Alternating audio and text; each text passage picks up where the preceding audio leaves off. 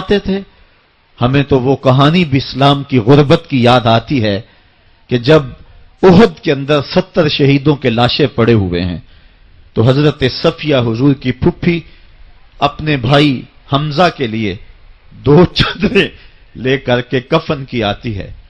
تو حضور علیہ السلام نے فرمایا کہ جس قبر میں حمزہ کو دفن کیا جائے اسی قبر میں مصعب بن عمیر کو بھی کفن دیا جائے اور دفن کیا جائے.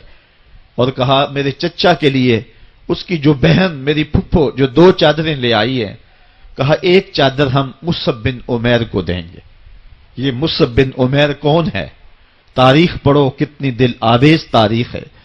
مکے میں ایک امیر ترین خاتون ہے جس کے بیٹے کا نام مصعب ہے، اور وہ اپنے بیٹے کو اتنا خوبصورت لباس پہناتی ہے اور اتنے خوبصورت خوشبو اور عطر اس کو لگاتی ہے کہ مصعب بن عمیر جن گلیوں سے گزرتے تھے دیر تک وہ گلیاں مہکتی رہتی تھیں. لوگ کہتے تھے یہاں سے مصعب گزر کے گیا ہوگا اس لیے یہ گلیاں مہک رہی ہیں. اچھا پھر مصعب پہ نظر پڑتی ہے میرے محمد عربی کی، تو مصعب بن عمیر حضور کی زلفوں کا اسیر ہو جاتا ہے. ماں کافرہ ہے، جب پتہ چلتا ہے تو اس کا لباس بھی چھین لیتی ہے، سہولتیں اور آسودگیاں بھی واپس لے لیتی ہے. پھر وہ وقت بھی آیا کہ مصعب بن عمیر حبشہ کی جانب ہجرت کر جاتے ہیں. مکے کے حالات کچھ تھوڑے سے خوشگوار نظر آئے تو وہ حبشہ سے واپس مکے جب پلٹے تو ان کے بدن پہ جو چادر تھی وہ جگہ جگہ سے پٹی ہوئی تھی.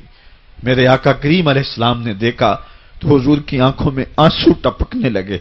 کہا یہ وہی مصعب ہے جو اتنا خوش پوش نوجوان تھا کہ میں نے پورے مکے میں اس سے خوبصورت لباس پہننے والا کوئی دوسرا شخص نہیں دیکھا، اور آج میرے مصعب کو پہننے کے لیے جو چادر میسر ہے وہ بھی جگہ جگہ سے پھٹی ہوئی ہے. یہ اسلام کی غربت کی کہانی ہے. اور آج احد میں یہی مصعب بن عمیر شہید ہو جاتے ہیں اور ان کے لیے کفن بھی دستیاب نہیں ہے. حضور نے کہا جو میرے چچا کے لیے 2 چادریں لائی ہیں ان میں سے ایک کا کفن مصعب کو دے دو نا، اور دوسری چادر سے کفن میرے چچا کو دے دیا جائے. اچھا حضرت مصعب کے لیے بڑی چادر رکھ دی گئی اور حضرت امیر حمزہ کے لیے جو چادر تھی وہ چھوٹی تھی. اگر سر ڈھانپتے تھے تو پاؤں ننگے ہو جاتے، اگر پاؤں ڈھانپتے تھے تو سر ننگا ہو جاتا. حضور نے فرمایا میرے چچا کا سر ڈھانپ دو اور پاؤں کے اوپر اذخر نامی گھاس ڈال دو. میں یہ اسلام کی غربت کی کہانی تمہیں سنا رہا ہوں.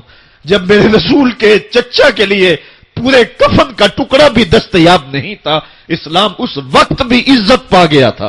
اسلام اس وقت بھی ذلیل نہیں تھا، اسلام اس وقت بھی سربلند تھا، اور اسلام اس وقت بھی عزتوں کی